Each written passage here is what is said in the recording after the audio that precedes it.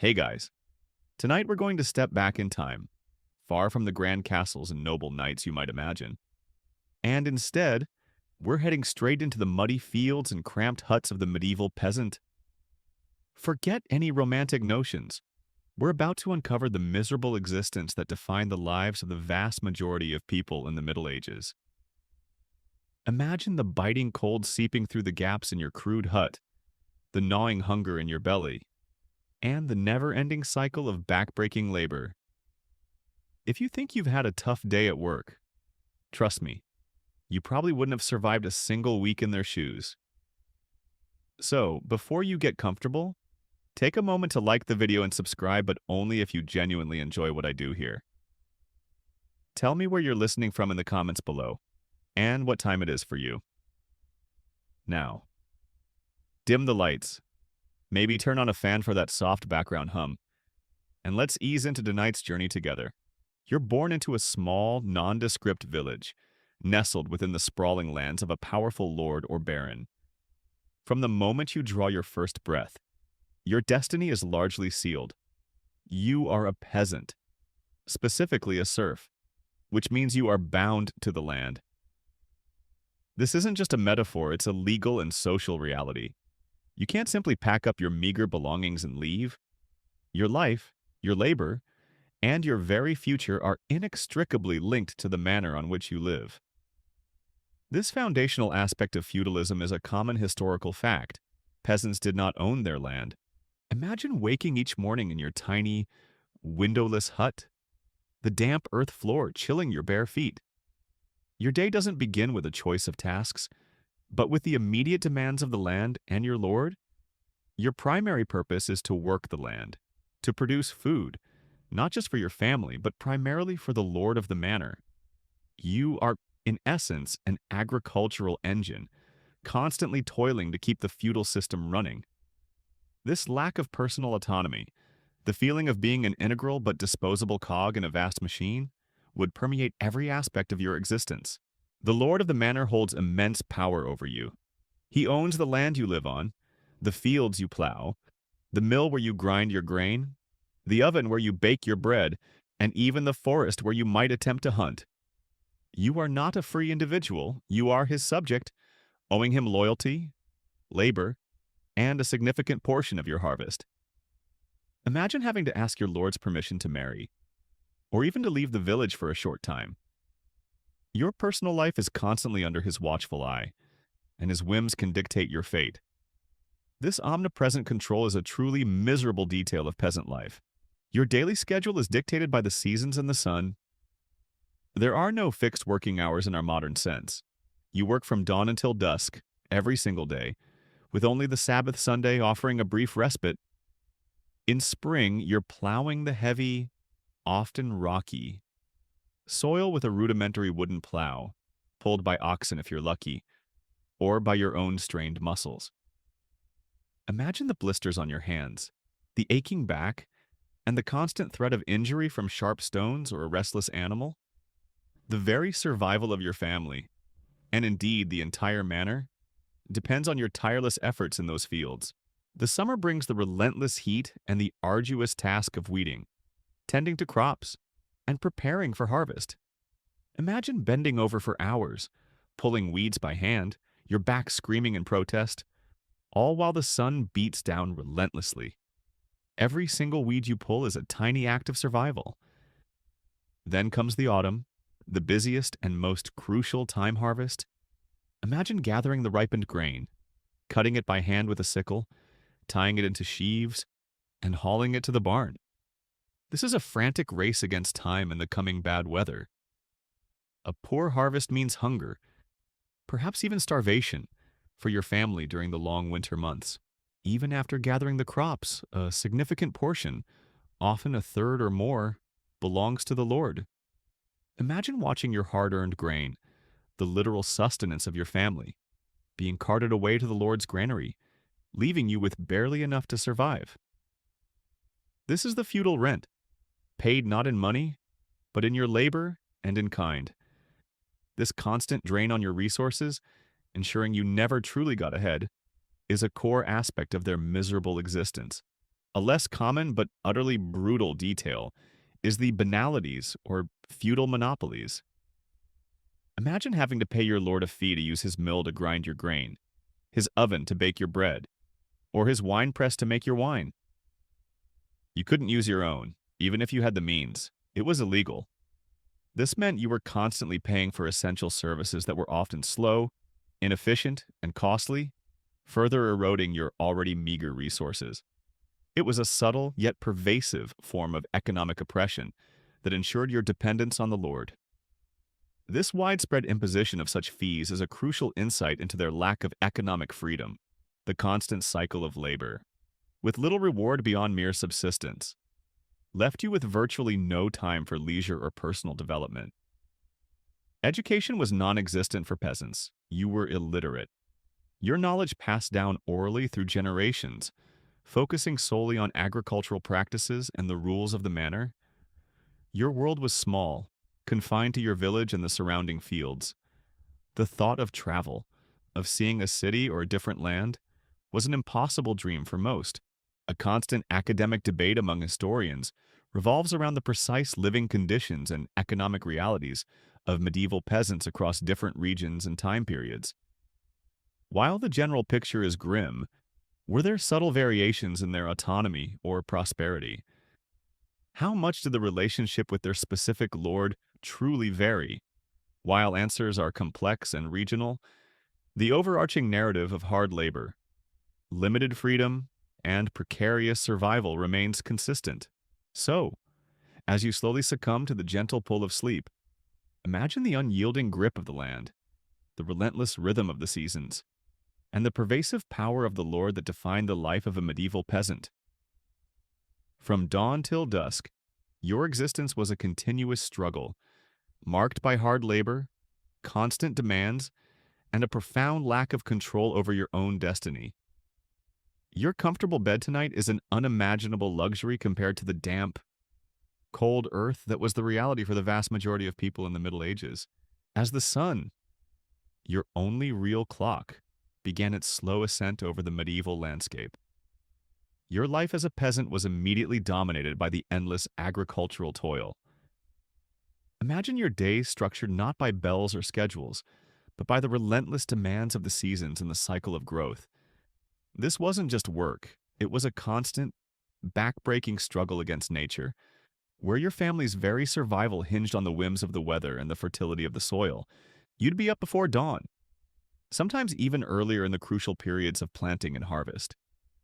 Your first task might be to gather your rudimentary tools: a wooden plow, perhaps tipped with iron if you were lucky, a heavy hoe, or a simple sickle. Then, you'd make your way to the communal fields, the open field system, where strips of land were allotted to each family, often scattered across different areas of the manor. This scattering was a common historical fact, designed to ensure each family had a share of both good and bad land, but it also meant wasted time walking between plots. Imagine trekking across muddy, uneven ground just to get to your next patch of earth. Plowing was perhaps the most physically demanding task. Imagine gripping the handles of a heavy, often oxen-drawn, plow, guiding it through the resistant soil. The ground could be rocky, heavy with clay, or waterlogged, making every step an immense effort. You'd feel the strain in your arms, back, and legs, your muscles burning, as you broke up the earth for planting. If you didn't own oxen, you might be pulling the plow yourself, or sharing a team with neighbors, adding an even greater physical toll and dependency. The dust, the insects, the sheer monotony of endless furrows. This was the brutal rhythm of your spring. After plowing, came the sowing. Imagine walking across the freshly turned earth, scattering precious seeds by hand, hoping for a bountiful yield. Your entire year's food supply depended on this delicate act. Then, throughout the spring and summer, came the weeding and tending of the crops. Imagine bending over for hours under the relentless sun, pulling weeds by hand, each one a competitor for the meager nutrients in the soil. Your back would scream in protest. Your hands would be calloused and cracked, and your skin would be perpetually dirty. There was no escaping this monotonous, physically draining work. The harvest was the most critical, and often the most frantic period. Imagine the frantic rush of autumn as the crops ripened, racing against the unpredictable weather. You'd be working from first light until deep into the twilight, cutting wheat or barley with a small, sharp sickle, binding it into sheaves, and then hauling the heavy bundles to the communal threshing floor or the Lord's barn. This was a collective effort, often involving the entire village, but the pressure to bring in every last grain was immense. A single day of heavy rain, or an early frost, could ruin weeks of labor and condemn your family to hunger through the winter. This urgency and communal effort is a vivid detail of their lives. Beyond the fields, your labor extended to other aspects of manor life. You'd spend days repairing fences, digging ditches, cutting timber for the Lord's castle, or mending roads.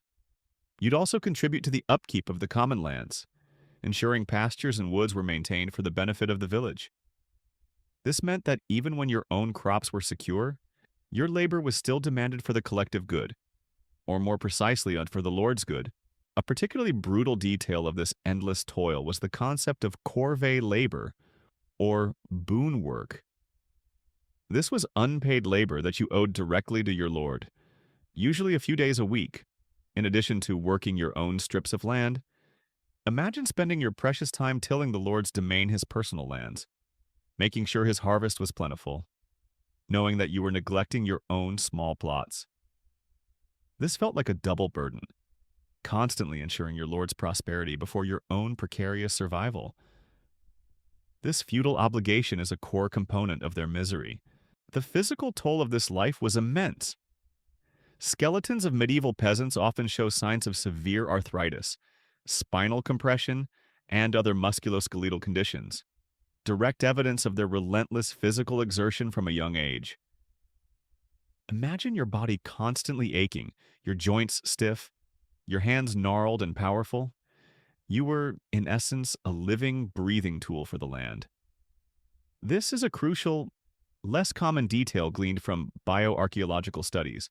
A significant academic debate among historians revolves around the precise amount of time peasants spent on corvée labor versus their own fields.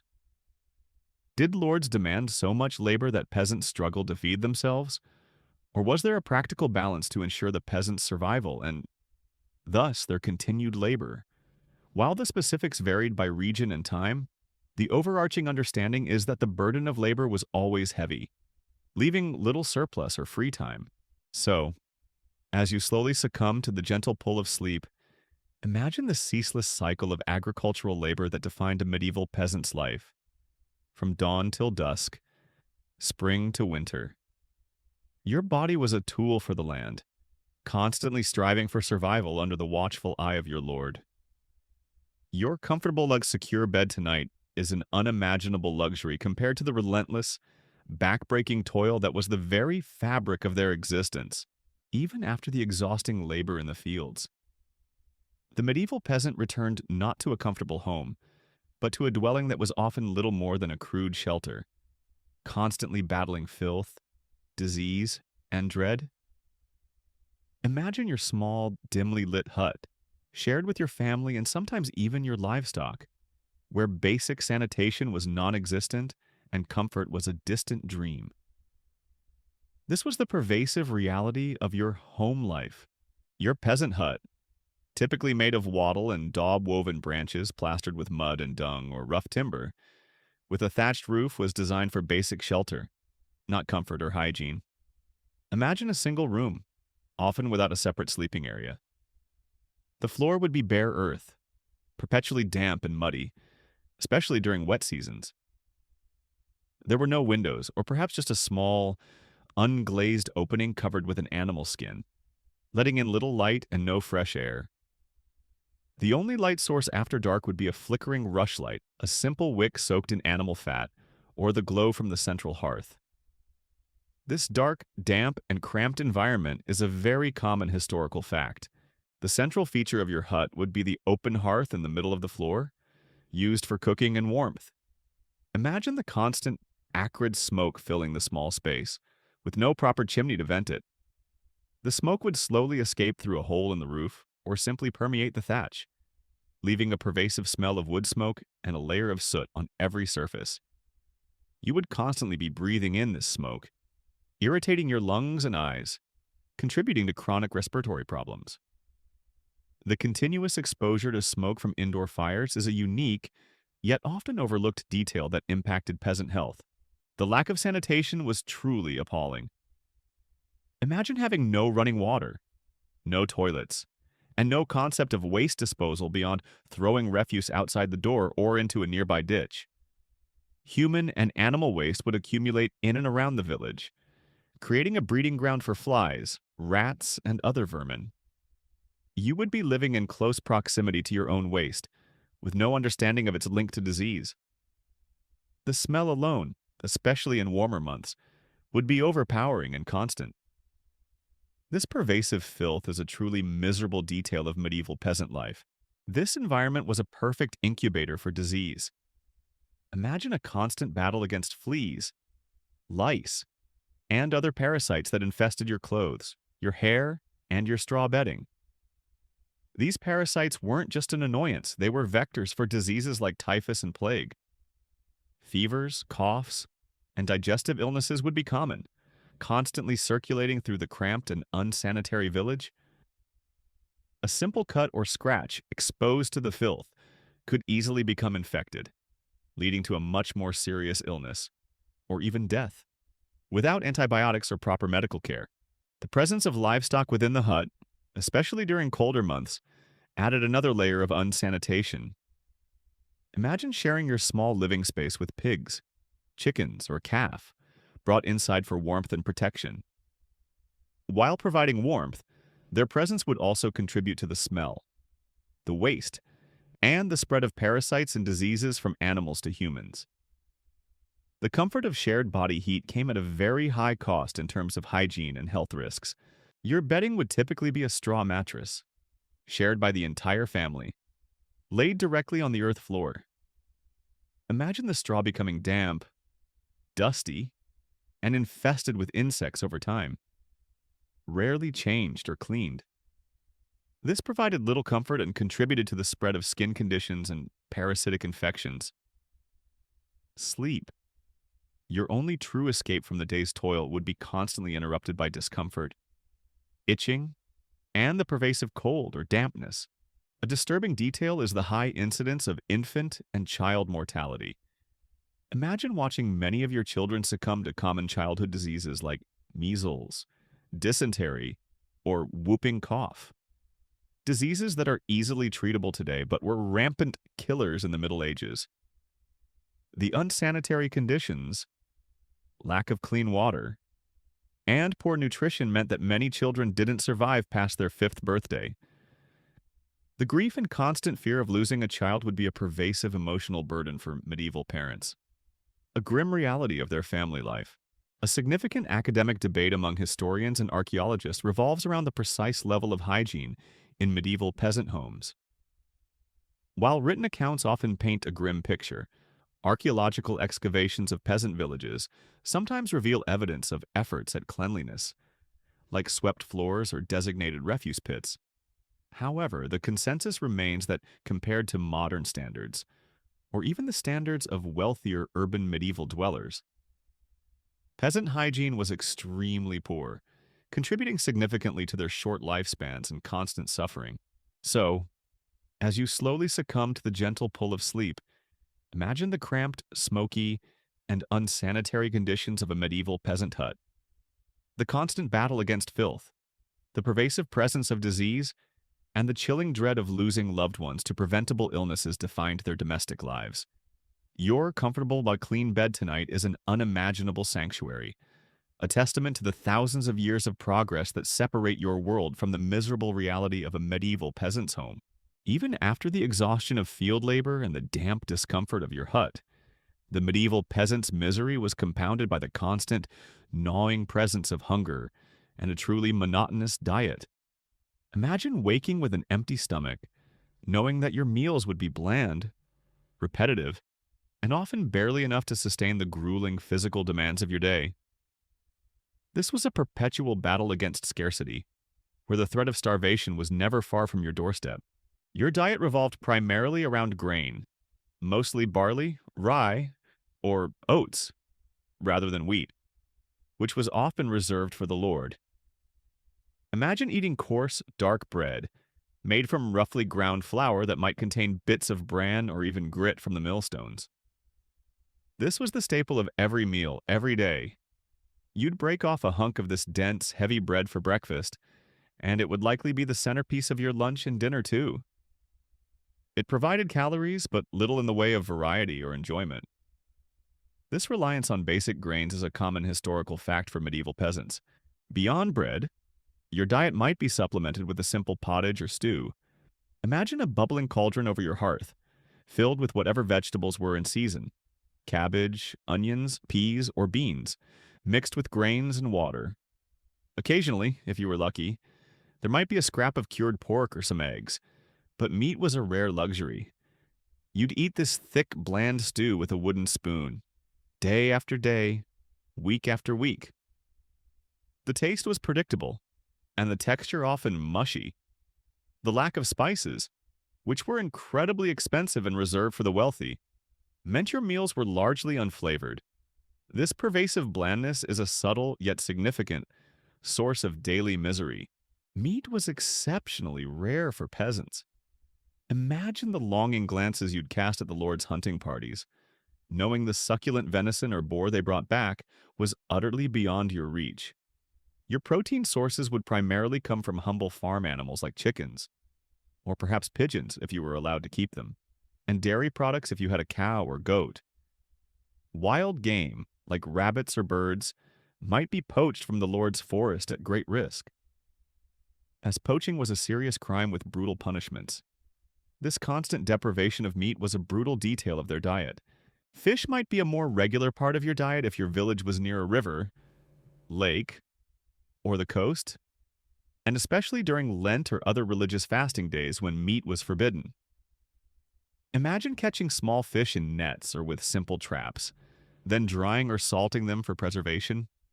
While a valuable source of protein, even fish would become monotonous when consumed regularly without variety.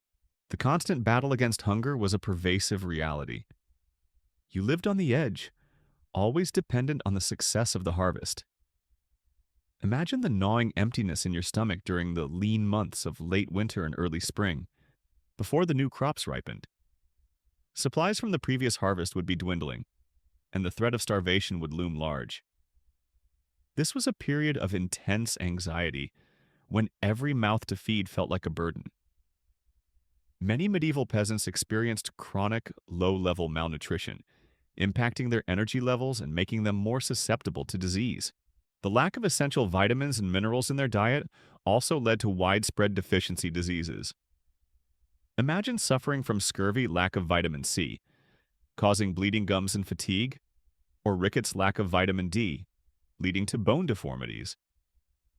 These invisible forms of suffering, caused by dietary monotony and scarcity, further compounded their misery and shortened their lifespans. This is a common historical fact, often evidenced by skeletal remains showing signs of these chronic conditions.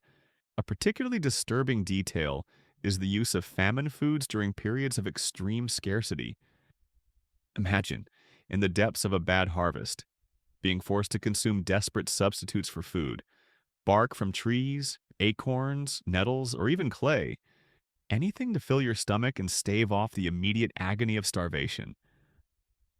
These foods offered little nutrition and could cause severe digestive distress, but they were a last resort to survive until the next, hopefully better, harvest. This desperate practice highlights the razor-thin margin of survival for many peasants. A significant academic debate among historians revolves around the precise caloric intake and nutritional status of medieval peasants. While the general picture is clear, did variations in agricultural practices, land fertility, or the benevolence of specific lords lead to significant differences in peasant diets across regions and centuries? Researchers use historical records of tithes, archaeological evidence of food remains, and even analysis of peasant skeletons to piece together a more accurate picture. Often revealing a surprisingly resilient, yet still precarious dietary existence. So, as you slowly succumb to the gentle pull of sleep, imagine the constant rumble of hunger, the monotonous taste of coarse bread and bland pottage, and the ever-present shadow of starvation that defined a medieval peasant's meals.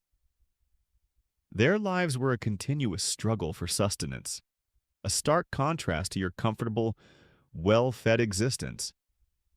Your full stomach tonight is a luxury your medieval counterpart could only dream of. Even if you managed to ward off immediate starvation with your meager rations, the medieval peasant's life was a constant battle against the invisible, terrifying forces of disease, ensuring a short lifespan filled with pervasive suffering. Imagine feeling a sudden chill, a cough that wouldn't go away, or a mysterious rash spreading across your skin, knowing that these seemingly minor ailments could quickly escalate into a life-threatening illness for which there was no cure. Death was not a distant concept. It was a constant, intimate presence in your village. The living conditions, as we've discussed, were a breeding ground for illness. Your cramped, smoky hut, shared with family and often animals, offered no protection against airborne diseases. The lack of sanitation, no clean water, no proper waste disposal, meant that waterborne diseases like dysentery and typhoid were rampant. Imagine drinking from a village well, unknowingly ingesting pathogens that would lead to violent stomach cramps, diarrhea, and rapid dehydration. These were common, debilitating illnesses that could quickly claim a life, especially among the young and the old. This pervasive threat of waterborne illness is a common historical fact for medieval communities. Then there were the epidemics, the terrifying waves of plague, smallpox, measles, and influenza that periodically swept through Europe. Imagine a mysterious illness arriving in your village, striking down people seemingly at random, without warning or explanation. You'd witness your neighbors, friends, and family members succumbing to fever, coughing fits, painful rashes, or terrifying swellings. The sheer speed and devastating mortality of these outbreaks would breed widespread panic and profound despair. The Black Death in the mid-14th century, for example, wiped out an estimated 30 to 50% of Europe's population, including vast numbers of peasants. Imagine half your village simply ceasing to exist within a few months. A truly horrifying detail of medieval life. Your knowledge of medicine was virtually non-existent, based largely on folklore, superstition, and the humoral theory we discussed in the dentistry context. Imagine a local wise woman or a traveling leech doctor attempting to cure a severe illness with herbal poultices, bloodletting, or charms. These were often ineffective at best and actively harmful at worst. There were no antibiotics for bacterial infections, no vaccines for viral diseases, and no understanding of germ theory. You were utterly at the mercy of the disease itself, with little hope for genuine medical intervention. Even common injuries could become death sentences. Imagine cutting your hand while working in the fields, or suffering a deep gash from an accident. Without any concept of sterilization, the wound would quickly become infected. Swelling, pus, and fever would set in, and the infection could rapidly spread, leading to sepsis, a systemic infection that almost universally led to a slow, agonizing death in the Middle Ages. A simple scratch today, easily treated with an antiseptic wipe, was a potential gateway to oblivion for a medieval peasant. This is a truly brutal detail that highlights the precariousness of their lives. The physical demands of their labor also made them vulnerable. Chronic malnutrition, even if not outright starvation, would weaken your immune system, making you more susceptible to every passing illness. Imagine your body, already exhausted from constant toil and lacking essential nutrients, constantly battling against disease. This relentless cycle of work, poor nutrition, and illness further contributed to their short lifespans. The grim reality was a very low life expectancy. Imagine that many people in your village wouldn't live past their 30s or 40s. Child mortality was particularly devastating. As we briefly touched upon, many children didn't survive past their 5th birthday.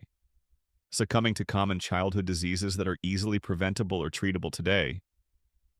This constant presence of death, especially among the young, would instill a profound fatalism and a pervasive sense of grief throughout the community.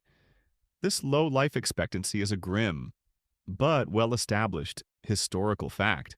A unique and particularly disturbing detail is the archaeological evidence of widespread parasitic infections found in medieval peasant remains. Imagine your body constantly infested with internal parasites like roundworms or tapeworms, acquired from contaminated food or water, slowly draining your nutrients and causing chronic digestive issues, fatigue, and other debilitating symptoms. These unseen invaders would contribute to your overall ill health and make you more vulnerable to other diseases. Yet you would have no idea they were the cause of your perpetual malaise. This constant, invisible biological burden was a silent source of misery. A significant academic debate among historians and bioarchaeologists concerns the precise causes and prevalence of specific diseases in different medieval regions and time periods. While general patterns are clear, pinpointing the exact impact of certain epidemics or chronic conditions often relies on careful analysis of skeletal remains, ancient texts, and environmental data. This ongoing research continues to refine our understanding of the brutal health landscape of medieval Europe. So, as you slowly succumb to the gentle pull of sleep, imagine the constant, terrifying dance with disease that defined a medieval peasant's life.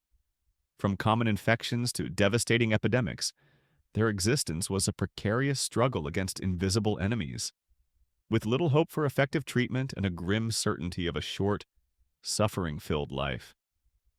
Your comfortable, healthy bed tonight is an unimaginable sanctuary, a testament to the medical miracles that separate your world from their miserable reality, beyond the physical torment of labor and the ever-present threat of disease. The medieval peasant's life was a continuous struggle against an insatiable demand for resources. Imagine your meager earnings and hard-won harvest constantly being chipped away by taxes, tithes, and endless demands from your lord, the church, and even the king. This relentless financial burden ensured you remained trapped in a cycle of poverty, barely able to subsist, with no hope of accumulating wealth or improving your station.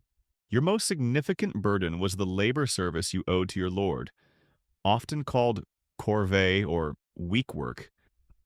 As we touched upon, you would spend several days a week, sometimes up to 3, toiling directly on the lord's domain, his personal land. Imagine dedicating precious daylight hours during crucial planting or harvest seasons to ensuring your lord's fields were productive, knowing your own family's survival depended on the neglected strips of land you barely had time to tend. This was unpaid, compulsory labor, a direct transfer of your energy and effort into your lord's coffers. This form of feudal rent is a common historical fact. In addition to labor, you paid rent in kind, meaning a portion of your harvest. Imagine the grim task of dividing your meager yield after a long, arduous harvest.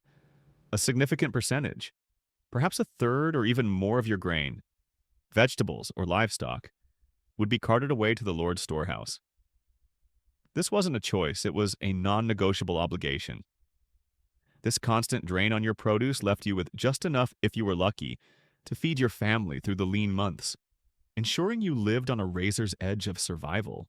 Then came the banalities, or monopolies, fees you paid for the compulsory use of the Lord's facilities. Imagine having to pay to use the Lord's mill to grind your grain, his oven to bake your bread, or his wine press to make your wine.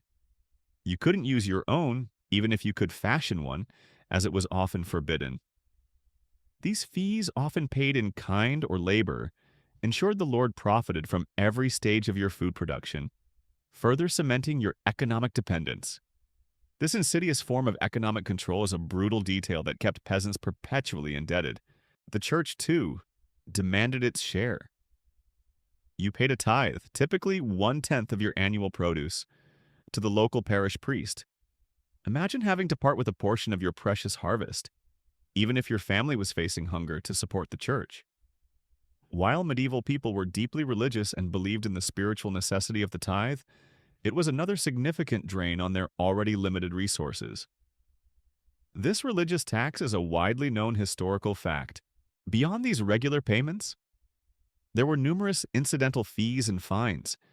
Imagine being fined for allowing your pigs to stray into the Lord's woods, for cutting too much firewood, or for settling a dispute with a neighbor without the Lord's permission. There was often a heriot, a payment often your best beast or a valuable possession, made to the Lord upon the death of a male head of household. Essentially, inheritance tax that could cripple a grieving family. And if your daughter wanted to marry someone from another manor, you'd likely have to pay a merchet to your lord for the loss of a future laborer. These various, seemingly endless payments created a constant sense of financial insecurity and prevented any accumulation of wealth. A unique and particularly disturbing detail is the psychological impact of this constant extraction.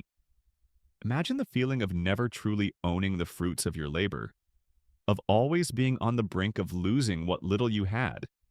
This pervasive sense of economic vulnerability, coupled with the rigid social hierarchy, instilled a deep fatalism. You knew your children would likely face the same struggles, generation after generation. The dream of upward mobility was virtually non-existent, replaced by a grim resignation to your inherited fate. The king also levied taxes, especially during times of war or national crisis. While less frequent than manorial dues or tithes, these royal demands added another layer of burden. Imagine your village being visited by royal tax collectors, demanding a portion of your meager wealth for distant wars or royal projects. This felt like an additional, unpredictable burden, imposed by a distant authority with little understanding of your daily struggles. A significant academic debate among historians focuses on the relative burden of these various taxes and demands across different regions and periods. Did the burden become heavier over time, leading to peasant revolts? Or were there periods of relative prosperity? While the specifics varied, the consensus is that medieval peasants consistently lived under immense economic pressure, with little surplus, making their lives precarious and leaving them vulnerable to famine or sudden hardship. So, as you slowly succumb to the gentle pull of sleep, imagine the constant drain on a medieval peasant's meager resources. The endless demands for labor, grain, and fees from your lord, the church, and the king ensured you remained trapped in a cycle of poverty. Your comfortable, financially secure bed tonight is an unimaginable luxury, a testament to the freedom and economic stability your medieval counterpart could only dream of. Beyond the crushing labor and the relentless economic demands, the medieval peasant's life was defined by a profound and inescapable lack of freedom, trapped in the rigid system of serfdom. Imagine being born onto a piece of land and knowing that you, your children, and their children after them, were largely bound to that soil, unable to leave without the Lord's permission. This absence of personal liberty was a pervasive, miserable detail that shaped every aspect of their existence, offering little hope for social mobility or a different future. As a serf, you were not owned outright like a chattel slave, but you were tied to the manor.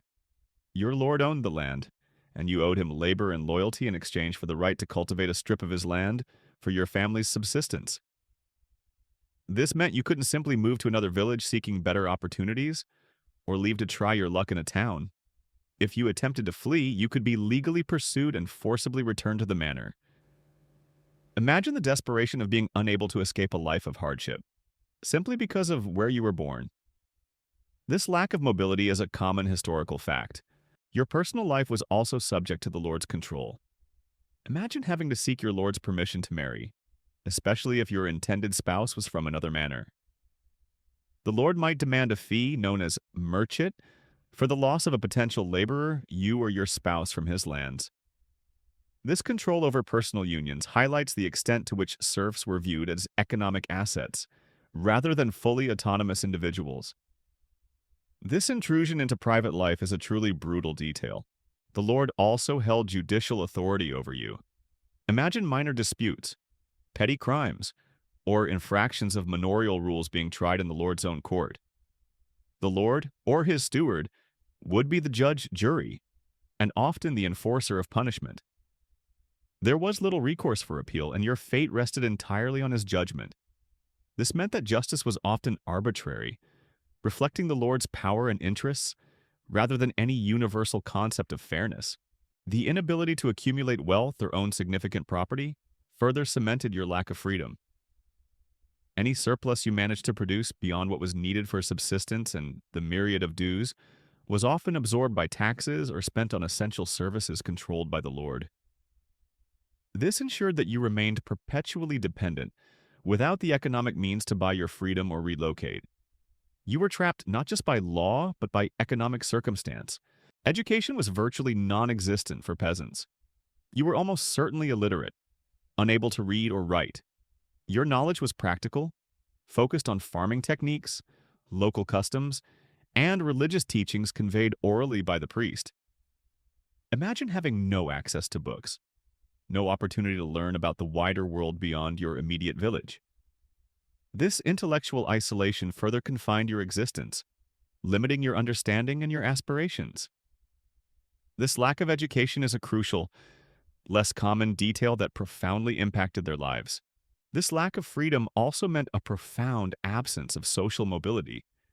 You were born a peasant, and you would almost certainly die a peasant. Your children would inherit the same status, bound to the same land, performing the same labor.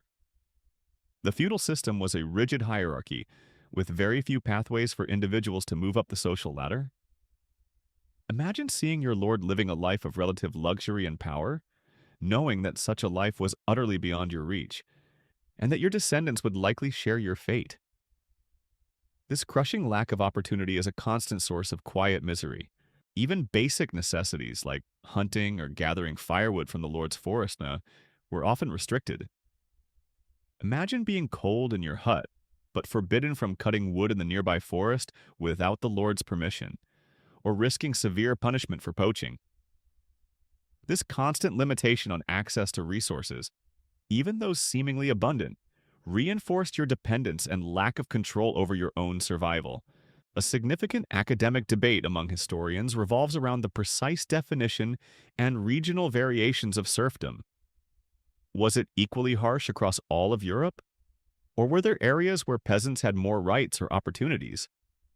While the core tenets of being bound to the land and owing labor service remained, some regions saw peasants gain more freedoms over time, particularly towards the later Middle Ages with the rise of towns and a money-based economy. However, for the vast majority of the medieval period, serfdom was a pervasive and inescapable reality for millions. So, as you slowly succumb to the gentle pull of sleep, imagine the unyielding grip of serfdom that defined a medieval peasant's life. The absence of freedom, the inability to leave, the control over personal choices, and the profound lack of social mobility created a miserable existence with little hope for change. Your comfortable, free life tonight, with the ability to choose your path, is an unimaginable luxury compared to the harsh, unyielding reality of medieval serfdom.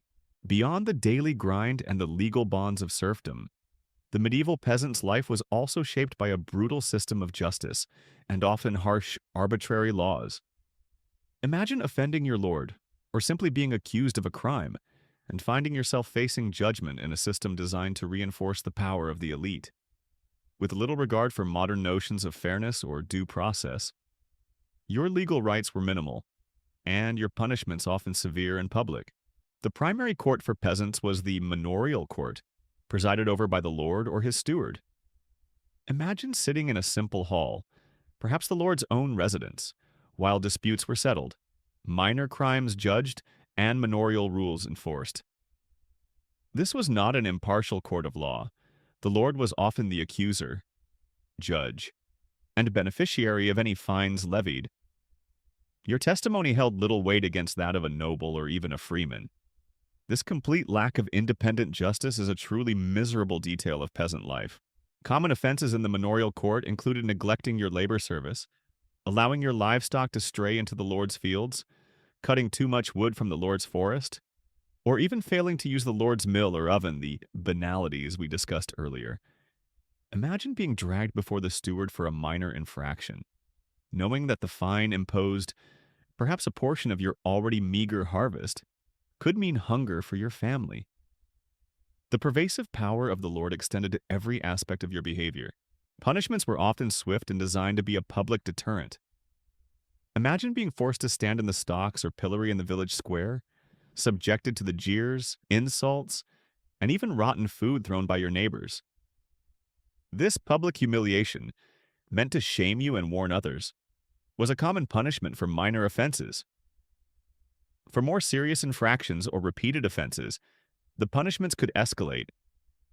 Imagine the fear of facing a whipping, administered publicly, leaving your back scarred and your body aching for days.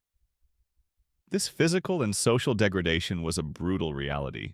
For crimes against property, particularly poaching from the Lord's hunting grounds, the penalties were especially severe. Imagine being caught setting a snare for a rabbit in the Lord's forest. While a rabbit might seem insignificant, it was the Lord's property and his exclusive right to hunt. The punishment could range from a heavy fine to mutilation, such as the loss of a hand or an eye, or even death, particularly for repeat offenders. This horrifying severity for what we would consider a minor offense highlights the stark class distinctions and the brutal enforcement of aristocratic privilege.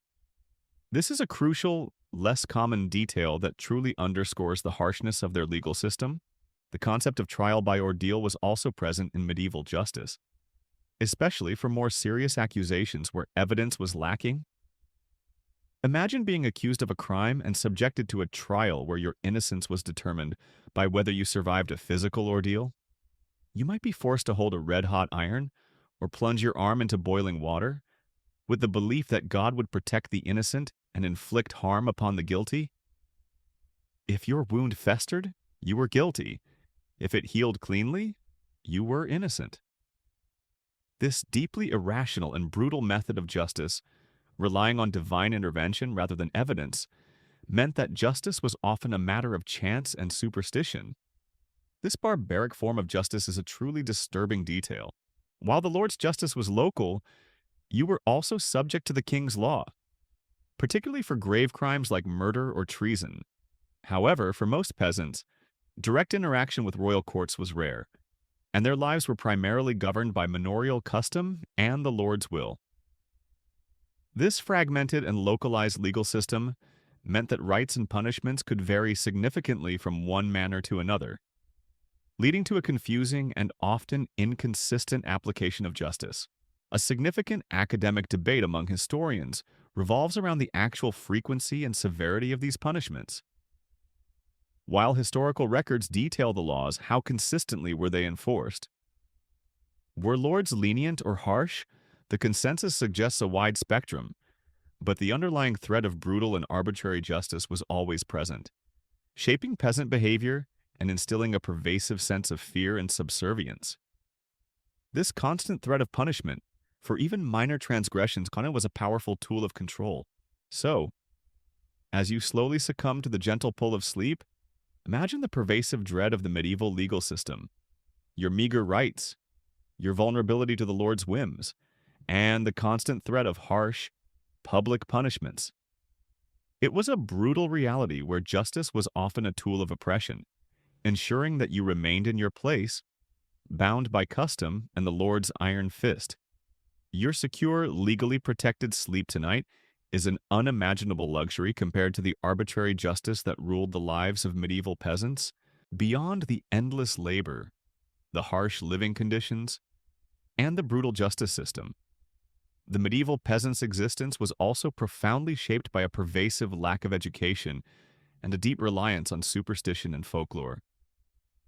Imagine living in a world where formal knowledge was confined to a tiny elite, and your understanding of the universe was primarily based on inherited traditions, local beliefs, and the teachings of the church, often filtered through a lens of fear and wonder.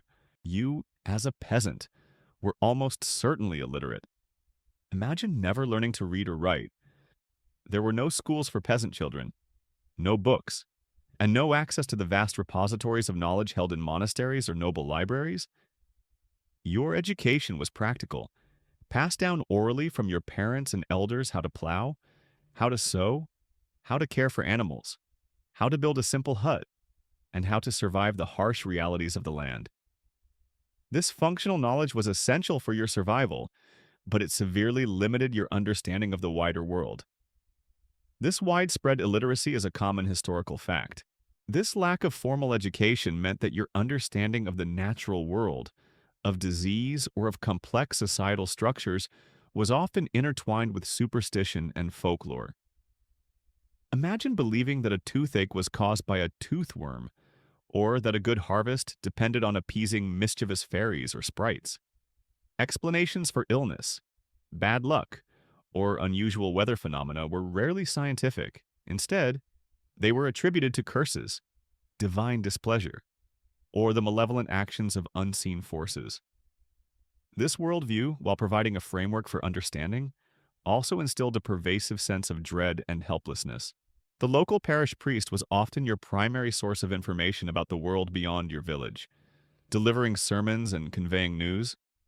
Imagine him preaching about the lives of saints, the terrors of hell, or the wonders of distant lands, often filtered through his own limited understanding. For many peasants, the church was the sole link to a larger spiritual world, and its teachings, often emphasizing piety and acceptance of one's lot, shaped their moral compass and their hopes for an afterlife. This reliance on oral tradition and local belief meant that regional variations in folklore and superstition were common. Imagine neighboring villages having slightly different customs for warding off evil spirits, or different tales about the creatures that lurked in the nearby woods. These localized beliefs were deeply ingrained, shaping daily rituals and providing a sense of cultural identity, even if they often clashed with the formal doctrines of the church. One particularly disturbing detail is the fear of witchcraft and malicious magic. Imagine a sudden crop failure, an unexplained illness, or the death of livestock being attributed to a malevolent witch in a neighboring village, or even within your own community. This fear could lead to suspicion, accusations, and sometimes brutal mob justice against those deemed responsible. While official witch hunts became more prevalent in later centuries, the underlying fear of harmful magic was deeply ingrained in medieval peasant society, adding another layer of anxiety and mistrust to their already difficult lives. The absence of a scientific understanding of disease, as we've discussed, was a profound source of misery. Imagine experiencing the ravages of an epidemic like the Black Death, with no knowledge of contagion, no understanding of germ theory, and no effective medicine. You would attribute it to God's wrath, a poisonous miasma, or a demonic curse. This lack of knowledge meant that desperate remedies, often involving bizarre rituals or dangerous concoctions, would be attempted, all in a futile effort to combat an invisible enemy. This utter helplessness in the face of widespread death is a truly horrifying detail. A unique, less common detail is the importance of calendrical customs and agricultural folklore. Imagine that your understanding of when to plant, when to harvest, or when to prepare for winter was based not on scientific agricultural principles, but on centuries of accumulated wisdom, observation of natural signs, and deeply held beliefs about lucky and unlucky days. Certain saints' days might signal the right time to sow, or the phases of the moon might dictate when to prune. This intricate web of practical observation and folklore guided their entire agricultural year. A significant academic debate among historians revolves around the precise extent of peasant knowledge and literacy. While mass illiteracy is clear, did some peasants, perhaps those in slightly more prosperous regions or near monasteries, have rudimentary literacy? How much practical knowledge did they possess that was highly effective, even if not scientific in our modern sense? The consensus is that while practical agricultural knowledge was immense, formal literacy and a broader intellectual worldview were extremely limited, creating a stark divide between the literate elite and the vast unlettered majority. So, as you slowly succumb to the gentle pull of sleep, imagine the intellectual world of a medieval peasant, unlettered, deeply rooted in tradition, and often overshadowed by superstition and an enduring fear of the unknown. Your access to boundless information and scientific understanding is an unimaginable luxury, a testament to the profound shift in human knowledge that separates your world from their often terrifying, yet strangely comforting, belief system as you finally drift into the profound silence of sleep. Let's bring our journey through the miserable existence of medieval peasants to a close. Take a moment to reflect on the relentless hardships they faced, the quiet endurance that defined their lives, and the enduring legacy of a social system that kept the vast majority of humanity trapped in a cycle of suffering with virtually no escape. The life of a medieval peasant was a continuous, multi-generational struggle for survival. You've imagined the crushing labor in the fields from dawn till dusk, the bone-chilling cold and dampness of their crude huts, the constant gnawing of hunger, and the pervasive threat of disease that could wipe out a family or an entire village in a blink. Their existence was a testament to human resilience, but also to the profound precarity of life in an era before modern medicine, technology, and social safety nets. The feudal system, while providing a degree of stability and protection from external threats, simultaneously imposed an unyielding burden of obligations, taxes, and fees. Imagine never truly owning the fruits of your labor, always seeing a significant portion of your harvest, your time, and your meager earnings disappear into the coffers of your lord and the church. This continuous extraction ensured that you remained trapped in a cycle of poverty without the means to accumulate wealth or break free from the land. This relentless economic pressure is a crucial aspect of their misery, the lack of freedom, the inability to leave the manor, and the absence of social mobility created a world of profound limitation. You were born a serf, and you would almost certainly die a serf, with your children inheriting the same fate. Imagine the crushing weight of knowing that your life's path was predetermined, with no genuine opportunity to pursue education, different professions, or even move to a new place seeking better prospects. This rigid social structure, while stable for the ruling elite, was a cage for the vast majority. The medieval peasants' world was small, localized to their village and the surrounding fields. Their knowledge was practical, inherited through oral tradition, and often intertwined with superstition and folklore. Imagine a life without books, without news from distant lands, without a scientific understanding of the natural world or disease. This intellectual isolation further confined their existence, making them vulnerable to misinformation and the terrifying, unexplainable ravages of epidemics. This leads to a significant academic debate among historians. Was the medieval peasant's life always miserable? Or were there periods and regions of relative prosperity and stability? While the general consensus points to constant hardship, scholars acknowledge nuanced variations based on factors like land fertility, benevolent lords, or the absence of major conflicts or plagues. However, even in good times, their lives were defined by hard labor, precarious survival, and a profound lack of personal autonomy compared to modern standards. The core truth remains it was a very tough existence. Ultimately, the story of the medieval peasant is a powerful reminder of how far humanity has come. Your comfortable, secure, and free life tonight, with access to abundant food, clean water, modern medicine, education, and the freedom to choose your path, is an unimaginable paradise compared to the daily realities of medieval serfdom. Their enduring struggle highlights the fundamental human desire for dignity, security, and a better life, even when hope seemed a distant dream. So, as the quiet hours of the night gently embrace you, and the images of muddy fields and cramped huts fade from your mind, let your body relax into peaceful sleep. The echoes of medieval toil and suffering are gone, replaced by the gentle hum of your fan. Your comfortable bed tonight is a world away from the harsh, unyielding reality that defined the miserable existence of medieval peasants. Drift now into a deep and restorative slumber, grateful for the peace and opportunities of your modern world.